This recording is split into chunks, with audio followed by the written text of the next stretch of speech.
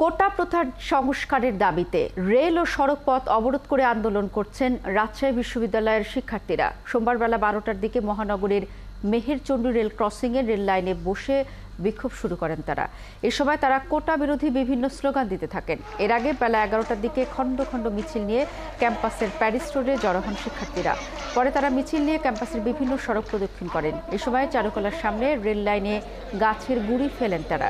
পরে তারা Meherchandi rail crossing অবস্থান নিয়ে বিক্ষোভ চালু রাখেন। এদিকে রেল লাইন অবরোধের ফলে ঢাকা থেকে রাজশাহীর উদ্দেশ্যে ছেড়ে আসা আন্তনগর ধূমকেতু এক্সপ্রেস ট্রেন হরিয়ান স্টেশনে থামিয়ে রাখা হয়েছে। এছাড়া খুলনা থেকে ছেড়ে আসা আন্তনগর কপোতাক্ষ এক্সপ্রেস ট্রেন সরদাহ স্টেশনে থামিয়ে রাখা হয়েছে। এ নিয়ে আরো খবর জানাতে আমাদের সাথে যোগ দিয়েছেন সহকর্মী রাশেদুল হক রুশো। রুশো, প্রথমে যেটি জানতে চাই যে রেল ও সড়ক পথ অবরোধের কারণে সাধারণ মানুষের দুর্ভোগ কেমন দেখছেন, এবং দুটি ট্রেন আমরা যেমনটি শুনেছি আপনার মাধ্যমেই যে দুটি স্টেশনে এখন পর্যন্ত সেটিগুলিকে স্থির রাখা হয়েছে, সে বিষয়ে সবশেষ কি তথ্য আছে আপনার কাছে?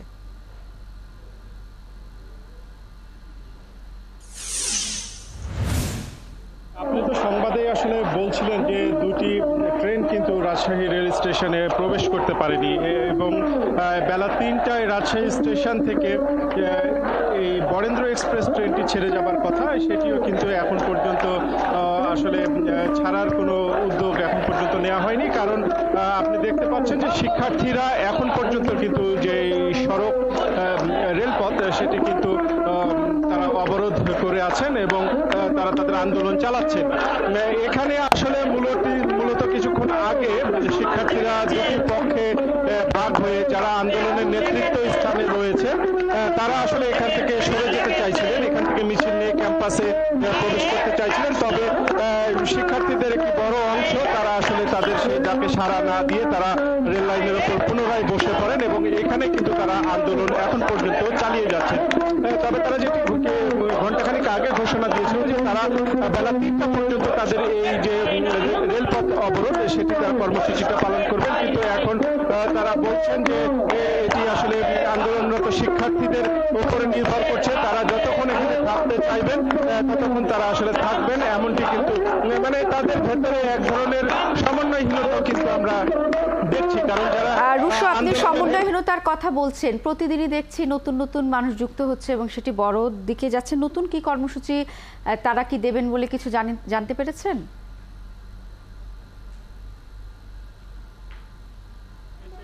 আসলে ফিরে এসেছেন।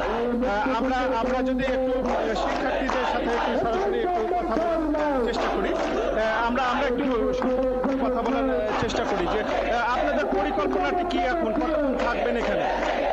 আমাদের পরিকল্পনা হচ্ছে যতক্ষণ পর্যন্ত না আমাদের দাবি আদায় হবে ততক্ষণ পর্যন্ত আমরা থাকবো। আজকে আমরা রাজশাহী থেকে সারা বাংলার ট্রেন অবরোধ করে দিয়েছি। যদি আমাদের দাবি না মানা হয় আগামীতে আমরা আমাদের এই কার্যক্রম চালিয়ে যাবো ইনশাআল্লাহ। যতদিন শ্রাবণী, সেটি শুনছিলাম যে আমরা মূলত নেতৃত্ব স্থানে আছে তাদের সাথে একটু কথা বলার আমরা চেষ্টা করি যে আপনাদের ভেতরে এক ধরনের সমন্বয়হীনতা দেখলাম, যে আপনারা মিছিল নিয়ে যেতে চাইলেন আবার শিক্ষার্থীরা বসলো, আসলে বিষয়টি কি একটু যদি বলেন? সমন্বয়হীনতা না, এটা আমাদের সমন্বয়কারী আছে, তারা চিন্তা করলেন যে মেয়েরা অসুস্থ হয়ে যাচ্ছে, এজন্য আমাদের এই আন্দোলন একদিনের না, লাগাতার চলবে। এজন্য আমরা আপাতত আজকের মতো শেষ করে আগামীকাল আবার শুরু করব। রুশো, আমরা আপনার মাধ্যমে শুনছিলাম যে তারা আজকের মতো আন্দোলন কিছুক্ষণের মধ্যেই হয়তো শেষ করবেন এবং নতুন করে আন্দোলনের কথা বলছেন। আপনাকে অসংখ্য ধন্যবাদ। দর্শক, আমাদের সহকর্মী রাশেদুল হক রুশো রাজশাহীর যে কোটা সংস্কার আন্দোলন সেই বিষয়ে সবশেষ তথ্য জানাচ্ছিলেন।